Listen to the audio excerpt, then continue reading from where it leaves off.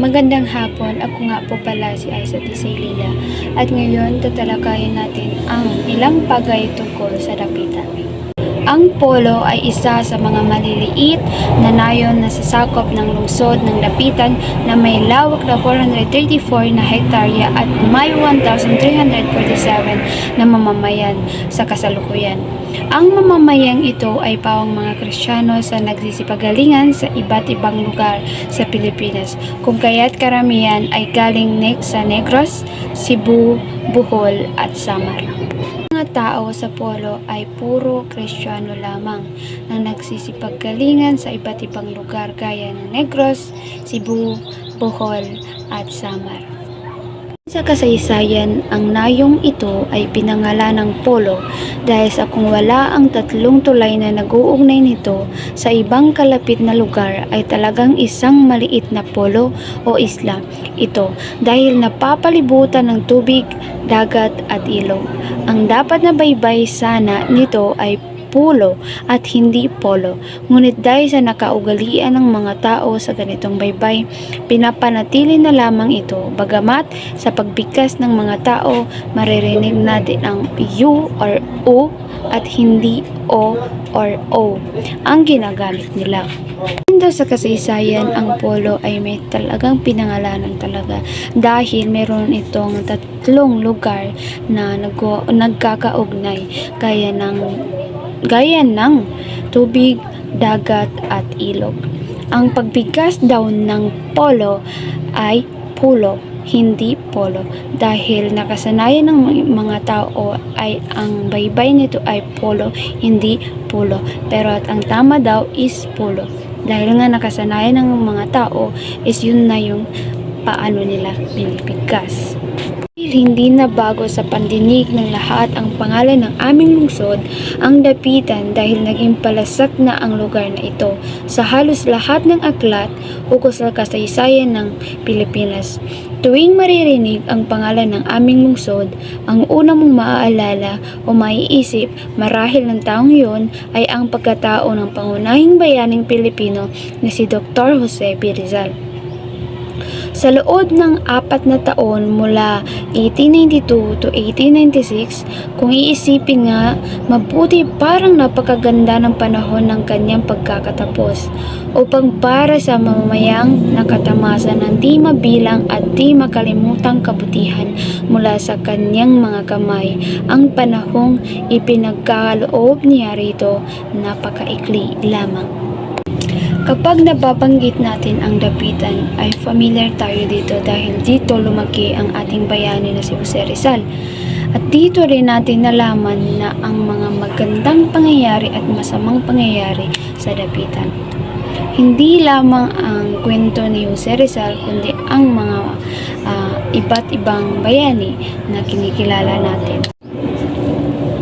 Ang naturang bayani ay di tumira sa puso ng lungsod na nooy bayan pa, kundi sa isang maliit at mapayapang puok na pinangalanan niyang Talisay dahil sa ito'y napagkakitaan ng maraming puno ng talisay na hanggang ngayon ay naroon pa.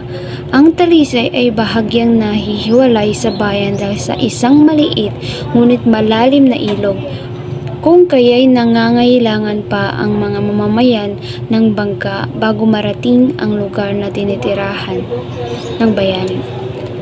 Ngunit sa kasalukuyan, pinagdudugtong ang dalawang ito ng isang konkretong tulay at ang Talisay sa ngayoy bantog na sa pangalang Rizal Park.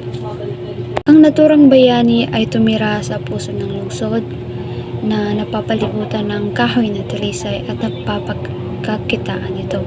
So bago makarating ang mga bisita o ang mga tao na pupunta sa bayani natin, ay kailangan muna silang gagamit ng bangka para marating ang lugar ng bayani. Maraming tungkulin ang ginagampanan si Dr. Jose P. Rizal sa pamamalagi niya rito. Isa sa mga tungkulin nag-iwan ng kanyang bakas sa lugar na ito ay ang pagiging guro niya.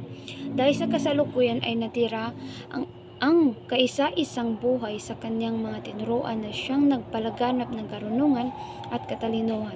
Naging utang niya sa kanyang matalinong guro na walang iba kundi ang ating pambansang bayani. Ang estudyante niyang ito ay si Ginoong Florentino Cal, na laging pinaparangalan tuwing sasapit ang araw ni Rizal. Tungkulin si Jose Rizal sa pamamalagi na sa Dapitan dahil kilala siyang napakatalinong guro, dahil may kaisa-isa siyang buhay na estudyante na si G. Florentino Cad na pinaparangalan tuwing sasapit ang araw ni Rizal. Si Jose Rizal daw ay napakatalino na guro. Kilala natin na napakatalino niya. Ang gamit lang niya ng sandata is ang utak at ang kanyang puso.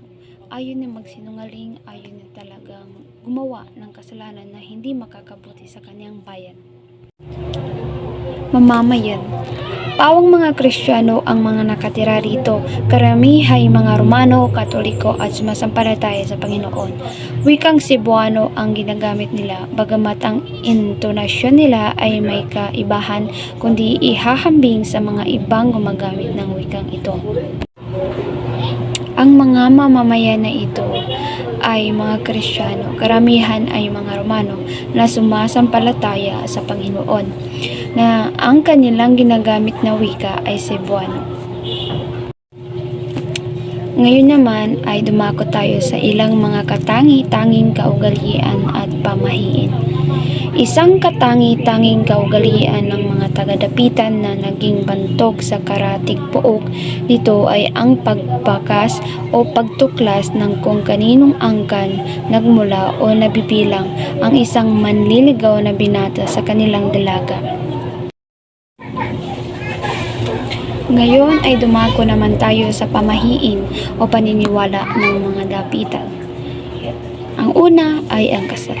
Huwag isukat ang damit pangkasal ng ikakasal upang matuloy ang kasal at walang sakunang mangyari. Ang ibig sabihin, bawal daw isuot ng ikakasal ang kanyang damit, lalaki man or babae, para matuloy ang kasal at iwas sakunang mangyari. Iwas sa sakuna na dapat mangyari. So, ang kaugalian naman dito o pamahiin sa Dapitan ay kinikilala nila yung manliligaw ng kanilang anak, kung ano bang klase silang pamilya, kung ano bang trabaho niya, at sa higit sa lahat, ang pangalawa ay dapat iwasan ng ikakasal ang pagpunta sa kung saan-saan dahil malapit sila sa mga aksidente sa panahon iyon. Pangatlo, dapat iwasan ng ikakasal ang pagpunta sa kung saan-saan dahil malapit sila sa mga aksidente sa panahong iyon. Kung maunang ikasal ang nakababatang kapatid, kailangan siyang magbigay ng pera sa nakakatandang kapatid upang maging lubos ang kaligayahan nila sa kanilang buhay mag-asawa. Ang pangalawa ay ang binyag. Ang mga tao sa Dapitan ay naniniwala sa binyag na kung ibig mong maging mabait, matalino o magkaroon ng magandang katangian ang iyong anak, piliin mong maging ninang o ninong ng anak mo ang mga taong may angking ganoong katangian para mamana ito ng bata. Pangatlo ay pagdadalaga ng isang batang babae. Paluksuhin ng 3 baitang ang batang nireregla sa unang pagkakataon upang tumagal lamang ng 3 araw ang regla niya. Pangalawa, pagsuksok sa garter ng panty ng bulak upang maging magaan ang katawan ng gaya ng sa bulak. Pang-3, umupo sa dahon ng gabi upang hindi matagusan kung rereglahin ng hindi namamalayan.